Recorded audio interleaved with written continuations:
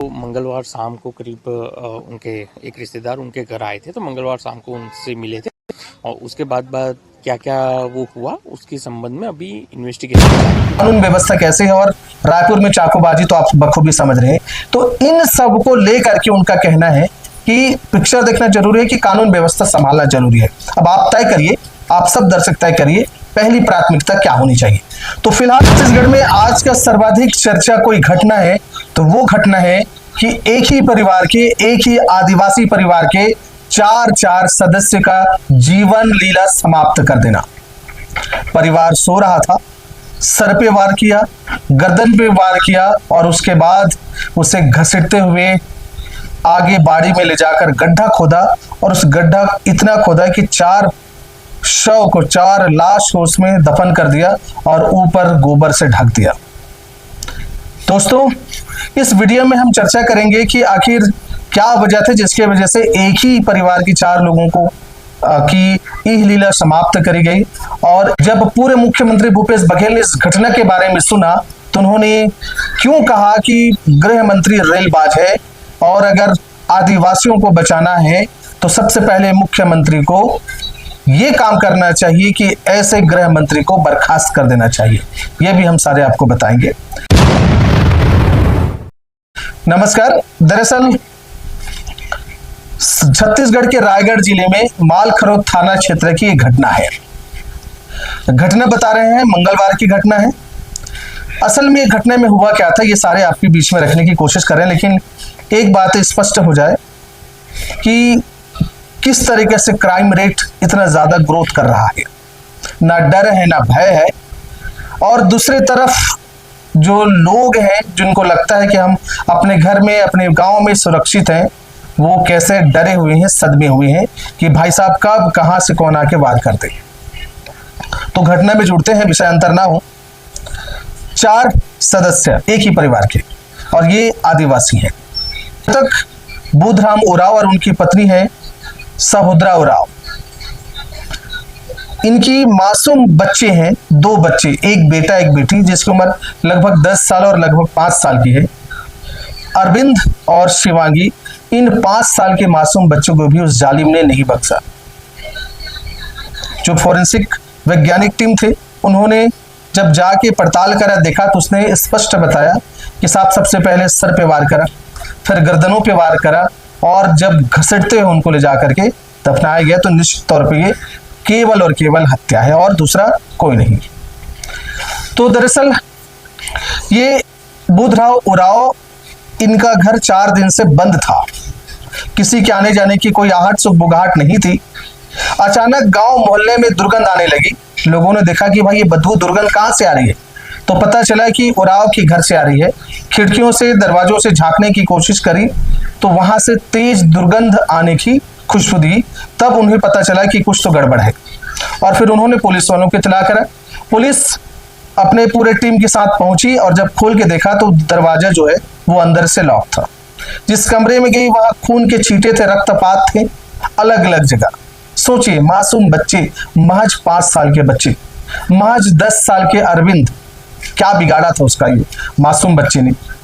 इन सब को कुल्हाड़ी से, टांगी से, सर गर्दन पर और तमाम शरीर पे वार करके जान तक जीवित ना रहेगी जानबूझकर उसका यह लीला समाप्त करा। और कहते हैं फॉरेंसिक कि घसीटते हुए इन्हें अपने बाड़ी में ले गया। बड़ा सा गड्ढा खोदा गया और उस गड्ढे में जहां गोबर थे, जहां पैरावट थे, और उसमें खोद के उन्हें गाड़ दिया गया, ऊपर ढक दिया गया और फिर वो फरार हो गया। आसपास के गांव वालों का कहना है कि 4 दिन पहले इनकी एक रिश्तेदार यहां आई थी, ठीक, और शक किस्में उस तरफ घूम रही है। उसके बाद कोई नहीं मिला, ऐसा लोगों का कहना है। अब आप ये सोच रहे होंगे कि भाई किसने मारा और क्यों मारा, तो पुलिस इस पे पड़ताल कर रही है। अभी तक कोई ठोस सुराग नहीं मिला है। अभी तक, बिल्कुल सही सुन रहे हैं आप, ठोस सुराग नहीं मिला है। लेकिन गांव के लोगों में जो दबे सुर में आवाज आ रही है वो है कि इसी उराव के एक जमीन कंपनी के साथ फंस गई थी, तो उस कंपनी वाले ने इन्हें 5 लाख मुआवजा दिया, कुछ और पैसा देना था, अभी बचा है। तो लोगों का कहना है कि हो सकता है इस लालच में पैसा मिला है, मुआवजे के इस लालच में घटना को अंजाम दिया हो, ये केवल कयास लगाया जा रहा है। असल क्या है पता नहीं। लेकिन अभी तक हम जब आगे वीडियो आप तक पहुंचा रहे हैं, शाम तक कि कोई सुराग नहीं मिला है कि किसने मारा और असल कारण क्या था। अब इसी बीच में पूर्व मुख्यमंत्री भूपेश बघेल का बयान आता है। वो एक्स में जाके पोस्ट करता है और क्या एक्स में पोस्ट करते हुए लिखे हैं, बेहद दुखद। जब गृह मंत्री एजेंडा फिल्म को देखने और उसके प्रमोशन में व्यस्त हैं, ठीक उसी समय रायगढ़ से एक बहुत दुखद खबर आ रही है। एक आदिवासी परिवार के 4 लोगों की हत्या करके बाड़ी में दफना दिया गया। पति पत्नी सहित 2 मासूम बच्चों की लाश गोबर के ढेर में मिली है।